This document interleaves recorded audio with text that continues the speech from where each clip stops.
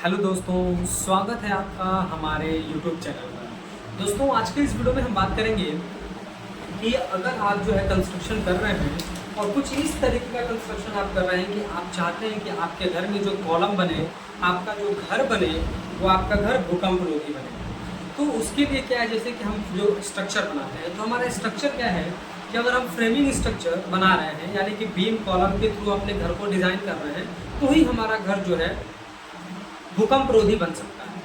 क्योंकि जब भूकंप आता है और बिल्डिंग जो है वाइब्रेट होती है तो उस समय बिल्डिंग में टेंसाइल स्ट्रेंथ की जरूरत होती है, यानी कि बिल्डिंग थोड़ी जो है रिमूवेबल हो, थोड़ी सी उसमें फ्लेक्सिबिलिटी हो, इसीलिए हम फ्रेमिंग स्ट्रक्चर बनाते हैं। अब देखिए, जैसा कि हम सब जानते हैं कि हमारे घर में कॉलम का बहुत बड़ा रोल है, कॉलम का एक इम्पॉर्टेंट रोल है और कॉलम जो है एक लोड डिस्ट्रीब्यूशन में एक बहुत इंपॉर्टेंट रोल प्ले करता है। जैसे कि मान लीजिए कि जो हमारा कॉलम है तो हमारे स्लैब पे जो भी लोड आ रहा है वो स्लैब का सारा लोड जो है पहले हमारा स्लैब बीम लेता है। स्लैब बीम लेने के बाद वो सारा लोड जो है हमारे कॉलम को ट्रांसफर करता है और ट्रांसफर जो है कॉलम जो है वो सारे लोड को जो है मिट्टी तक ट्रांसफर कर देता है, फुटिंग तक ट्रांसफर, फुटिंग से जो है सॉइल तक ट्रांसफर होता है। कुछ इस तरीके से हमारा जो है लोड डिस्ट्रीब्यूशन होता है। अब है क्या, देखिए, भूकंप के समय घर को इस तरीके से डिजाइन करना पड़ता है कि कॉलम जो है हमारा गिरे ना, कॉलम जो हमारा टूटे ना, घर हमारा गिरे ना, इस तरीके से हमको कंस्ट्रक्शन करना होता है। तो सबसे पहले क्या है कि आप जो है कॉलम के जो स्टील है, स्टील के रोल को समझिए। देखिए, जो हमारा कॉलम में जो हमारा कंक्रीट यूज होता है वो हमारा कंक्रीट पहले से बहुत ज़्यादा स्ट्रेंथ है उसमें। ऐसा नहीं है कि हमारे कंक्रीट पे स्ट्रेंथ कम है, उसकी स्ट्रेंथ को बढ़ाने के लिए हम कॉलम दे रहे हैं, नहीं, स्टील दे रहे हैं। कॉलम के में पहले से जो हमने कंक्रीट यूज करा है वो बहुत स्ट्रेंथ है उसमें। अब हमारा रोल क्या है, उसमें स्टील देने का हमारा रोल ये है कि जो हमारा कॉलम है उसमें टेंसाइल स्ट्रेंथ आ जाए, क्योंकि जो हमारा कॉलम है वो थोड़ा सा फ्लेक्सिबल हो जाए, वो भूकंप के समय थोड़ा आजू बाजू हिल सके। उसमें टेंसाइल स्ट्रेंथ को इंक्रीज करने के लिए हम जो है उसमें स्टील यूज करते हैं अपने कॉलम में। तो ये हमारा कॉलम में स्टील का रोल है।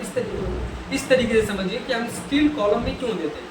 स्टील का रोल सिर्फ कॉलम में यही है कि हमारे कॉलम को जो है टेंसाइल स्ट्रेंथ वो एक प्रदान करता है। नहीं तो हमारे कंक्रीट में इतना एनफ उसमें स्ट्रेंथ है कि ऊपर से अगर कंप्रेसिव लोड आता है तो हमारा कंक्रीट ही उसको बेयर करता है।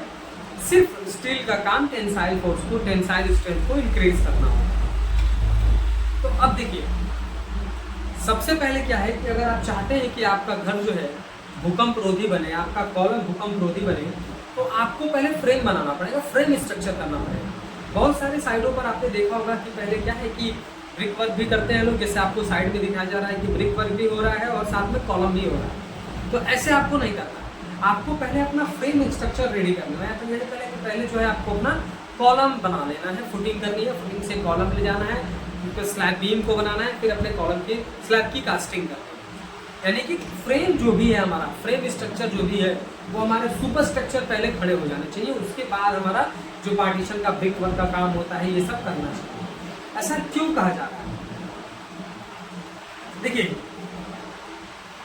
हम क्या करते हैं कि पहले जब कॉलम को खड़ा कर लेते हैं फिर बाद में हम ब्रिक वर्क करते हैं, तो दोनों के बीच में वो बहुत प्रॉपर बाइंडिंग नहीं होती। हम पहले ब्रिक वर्क कर लेंगे और उसके बाद कॉलम की कास्टिंग करेंगे, और जब हम क्या ब्रिक पर दो साइड से कर लेते हैं तो फिर हम शटरिंग लगा करके कॉलम को कास्ट करते हैं। जो हमारा उसमें कंक्रीटिंग करते हैं, जो कंक्रीट डालते हैं, तो वो हमारा जो कंक्रीट है वो दोनों साइड जो हमारे ब्रिक लगे हुए हैं उनसे अच्छी तरीके से बॉन्ड बना देता है। और इसकी वजह से इसका दुष्परिणाम ये होता है कि जब कॉलम पर ऊपर से लोड आता है तो वो कुछ लोड जो है हमारे ब्रिक भी ट्रांसफर करते हैं, जिसकी वजह से आपको क्रैक्स देखने को मिलता है। और जब भूकंप आएगा और आपने ब्रिक पहले बनाया है, कॉलम बाद में बनाया है, और कॉलम जो है आपके ब्रिक से पूरा अटैच है, तो जब वो बिल्डिंग वाइब्रेट होगी तो जो आपका कॉलम है उसको पूरा मूव होने के लिए प्रॉपर स्पेस नहीं मिलता है, और चूंकि ब्रिक अच्छे से उसमें बाइंड होता है इसकी वजह से वो मूव नहीं कर पाता है। इसकी वजह से आपके घर में वो फिर वाइब्रेशन होगा तो वो बाई फोर्सली मूव होगा और फिर अगल बगल के स्ट्रक्चर में ढेर सारा क्रैक्स डेवलप हो सकता है। तो उसके लिए सबसे इंपॉर्टेंट है कि आप पहले फ्रेम स्ट्रक्चर बना लें। उसके बाद होता है दोस्तों हमारा डिस्टेंस बिटवीन टू कॉलम्स। कहने का मतलब ये है कि कहीं हमने बहुत सारे साइटों पर हमने देखा है, प्रीवियस वीडियो में हमने बताया है कि लोगों को बिल्कुल भी आइडिया नहीं है कि एक कॉलम से दूसरे कॉलम के बीच में डिस्टेंस कितना होना चाहिए। तो वो लोग करते क्या है कि एक कॉलम और दूसरे कॉलम के बीच में 15 फीट 16 फीट का डिस्टेंस दे दिया। और अभी जो लोग सिर्फ कॉलम के बारे में जानते हैं वो ये जानते हैं कि 9 इंच बाई 9 इंच का ही कॉलम बनाना है। तो ऐसा नहीं है। अगर आप एक मेजर फैक्टर ये भी प्ले करता है कि एक कॉलम से दूसरे कॉलम के बीच में डिस्टेंस ज़्यादा है और जब वाइब्रेशन होता है तो बिल्डिंग एक कोलैप्स कर जाती है। तो अगर आप 9 इंच बाई 9 इंच का कॉलम डाल रहे हैं अपने स्ट्रक्चर में, तो आप क्या करिए, कम से कम 10 से 11 फीट के डिस्टेंस पे ही अपने कॉलम को रखिए। अगर फिर आप कॉलम के इंक्रीज को बढ़ा रहे हैं, 9 इंच बाई 12 इंच का कॉलम बना रहे हैं, तो आप 12 फीट बाई 14 फीट 15 फीट के डिस्टेंस को रखिए। अगर आप उससे ज़्यादा दूर दूर तक अगर आप अपने कॉलम को रखना चाहते हैं, जैसे कि मान लीजिए आप हॉल बना रहे हैं, बैंक्वेट हॉल समझिए, या फिर कोई फंक्शन के लिए सेलिब्रेशन हॉल कुछ बना रहे हैं कमर्शियल प्रोजेक्ट के लिए, तो उसके लिए आपको अपने क्या है कि इंजीनियर से या फिर जो आपका स्ट्रक्चरल इंजीनियर है उससे आपको सजेशन लेना चाहिए और ड्राइंग बनवानी चाहिए, उसके हिसाब से अपने काम को करना चाहिए। लेकिन आप अगर छोटा प्रोजेक्ट पे काम कर रहे हैं तो छोटे प्रोजेक्ट के लिए क्या है कि आपको अच्छी तरीके से एक थंब रूल समझ लीजिए कि 9 इंच बाय 9 इंच का कॉलम है तो आप मैक्सिमम 12 फीट का डिस्टेंस दीजिए, उससे ज़्यादा डिस्टेंस ना दीजिए, ठीक है। और उसमें क्या है कि अगर आप ज़्यादा डिस्टेंस देंगे बिल्डिंग कोलैप्स होगी, तो बीच में ब्रिक वर्क जितने होंगे वो क्रैक्स कर जाते हैं, उस पर लंबे लंबे क्रैक्स लगने होंगे। इसीलिए फ्रेम स्ट्रक्चर पहले बनाएं और कॉलम की स्पेसिंग बहुत दूर दूर तक बनाएं। अब देखिए, एक कॉलम की थिकनेस भी मेजर रोल प्ले करता है। कॉलम की जैसे मान लीजिए कि आप हाई राइज बिल्डिंग बना रहे हैं, बिल्डिंग पे लोड ज़्यादा आने वाला है और आप कॉलम सिर्फ 9 इंच बाई 9 इंच का दे रहे हैं, बिल्डिंग पे लोड बहुत ज़्यादा है, ऊपर से बिल्डिंग का सेल्फ डेड लोड भी होता है, उसके ऊपर जो भी हम उस पर यूटिलिटीज़ वगैरह रखेंगे उसका लाइव लोड रहता है। अब जब भूकंप आता है तो उसकी जो वाइब्रेशन के झटके होते हैं वो बिल्डिंग को सहने के लिए उसके स्ट्रक्चर में स्ट्रेंथ होनी चाहिए। आप इस तरीके से समझिए कि ये अगर दो कॉलम है और अगर ये दोनों कॉलम वाइब्रेशन जब हो रहा है, जब भूकंप आ रहा है, ये मूव कर रहे हैं, तो ये जो जिस लोड को पहले से ये बियर किए हुए हैं, स्ट्रक्चर के लोड को ये पहले से सह रहे हैं, और ऊपर से जब वाइब्रेशन आता है इसके भी लोड को सहने के लिए इनको प्रॉपर स्ट्रेंथ की ज़रूरत है। ये पहले से ही बहुत ज़्यादा लोड लिए हुए हैं, अब वाइब्रेशन हो रहा है तो ये उस लोड को नहीं सह पा रहे हैं। थोड़ा भी वाइब्रेशन होगा, बिल्डिंग का लोड प्रॉपर डिस्ट्रीब्यूट नहीं होगा, पूरी बिल्डिंग को कोलैप्स कर जाएगी। तो ये भी एक बहुत बड़ा रोल प्ले होता है। अब हमारा 4 नंबर पे क्या देखिए, बहुत सारे साइडों पर देखा जाता है कि लोग क्या करते हैं कि एक कॉलम में जो है 10 mm का सरिया यूज़ कर लेते हैं। तो इस तरीके से आपको कॉलम की कास्टिंग नहीं करनी है।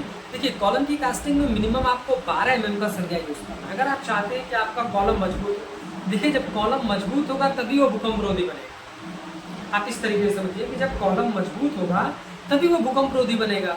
तो इसके लिए चाहिए आपको क्या कि सबसे पहले आप अपने कॉलम में कम से कम 12 mm का सरिया डालें और 4 सरिया डालें, इससे कम ना डालें। अगर आप बड़ा कॉलम बना रहे हैं तो फिर वो अपने जो है स्ट्रक्चरल इंजीनियर से जो है उसका स्ट्रक्चरल करा करके अपने ड्राइंग में क्या स्टील डिटेल्स है वो आप ले सकते हैं। अब देखिए, एक होता है फुटिंग के तरीके में, ये तो मैंने ऊपर का आपको बता दिया। अब मैं आपको मेन चीज़ बता रहा हूँ। जैसा आप वीडियो में देख रहे हैं, वीडियो में आपको दिखाया जा रहा है कि यहाँ पर आपको प्रॉपर तरीके से एक्सकावेशन दिख रहा हो।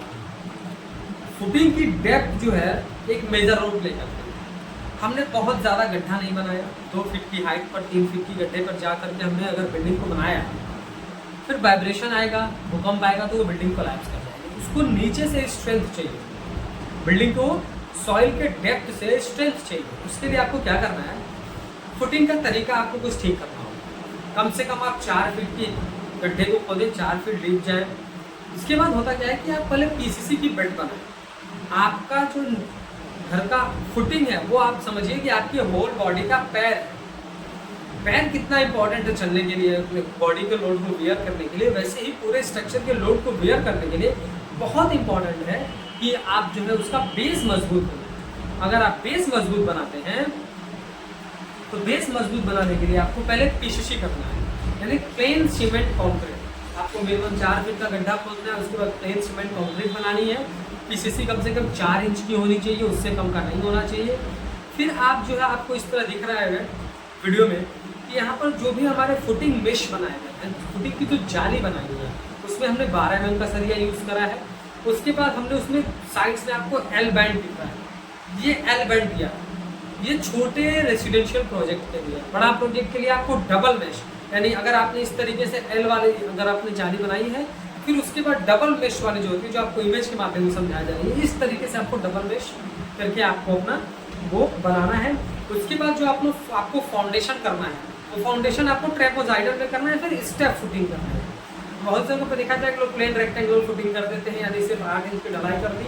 ऐसा नहीं करना, आपको बेस 8 इंच की ढलाई करनी है, फिर ऊपर से आपको सरिया बांध करके फिर आपको स्टेप, यानी कि ये आपका कॉलम है, फिर कॉलम आया, फिर इस तरीके से आपका फुटिंग की डिजाइन होनी चाहिए। ये एक इंपॉर्टेंट रोल प्ले करता है। अब देखिए कि हमारा पूरे कंक्रीट पे ही लोड जो है बियर होना है, जो भी हमारे स्ट्रक्चर पे लोड आने हैं वो हमारे कंक्रीट के थ्रू ही लोड को डिस्ट्रीब्यूट होना है। अब कंक्रीट का भी बहुत बड़ा रोल है। अगर आप कंक्रीट, बहुत सारे साइडों पर देखा जाता है लोग 1 2 4 1 3 4 का कंक्रीट बना रहे हैं, ये कोई स्टैंडर्ड तरीका नहीं है।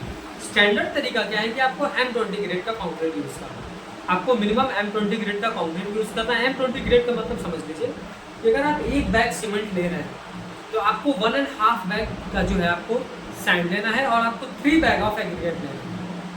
तगाड़ी से समझिए कि अगर आपने 1 तगारी जो है आपने अगर सीमेंट ली है तो आपको 1.5 तगारी जो है सैंड लेनी है, और 3 तगारी जो है आपको एग्रीगेट लेनी है। फिर इसको प्रॉपर मिक्स करना है, मिक्स करने के बाद आपको कंक्रीटिंग करनी है। ये एक इम्पॉर्टेंट रोल है। देखिए ऐसा नहीं है कि हमने कॉलम की कास्टिंग कर दी तो हमारे घर में बहुत अच्छा स्ट्रेंथ आ गया, हमने 1 नंबर का सीमेंट यूज़ करा, सरिया यूज़ करा। सबसे इम्पॉर्टेंट होता है कि हमारे बिल्डिंग को इनिशियल स्टेज में क्यूरिंग की ज़रूरत होती है, मॉइस्चर की ज़रूरत होती है, क्योंकि कंक्रीट में जो हमारा सीमेंट है, सीमेंट को स्ट्रेंथ गेन करने के लिए पानी की आवश्यकता होती है, मॉइस्चर की आवश्यकता होती है। तो उसके लिए आपको करना क्या है कि आपने अगर फुटिंग कंक्रीटिंग कर दिया, फुटिंग की, अगर आपने फिर बीम बना दिया, कॉलम बना दिया, इन सबको आपको प्रॉपर तरीके से कंक्रीटिंग करना है। कंक्रीटिंग करने के बाद क्यूरिंग करना है। क्यूरिंग का मतलब तराई करना होता है। तराई आप किस तरीके से कर सकते हैं, मान लीजिए बहुत गर्मी का मौसम है तो आपको 3 टाइम तराई करना है, लेकिन बेटर तरीका है जूट वाले बैग आपको वीडियो में दिखाया जा रहा है, कुछ इस तरीके से जूट वाले बैग आपको यूज़ करना है। इसका बेनिफिट ये है कि जब कॉलम के ऊपर आप इसको राउंड अप कर देते हैं और फिर क्यूरिंग करते हैं तो ये अच्छी तरीके से क्या करता है कि क्यूरिंग को, नमी को लॉक रखता है, यानी पानी को देर समय तक निचले लेयर में रोक के रखता है और कॉलम को प्रॉपर क्यूरिंग देता रहता है, कॉलम को सूखने नहीं देता है।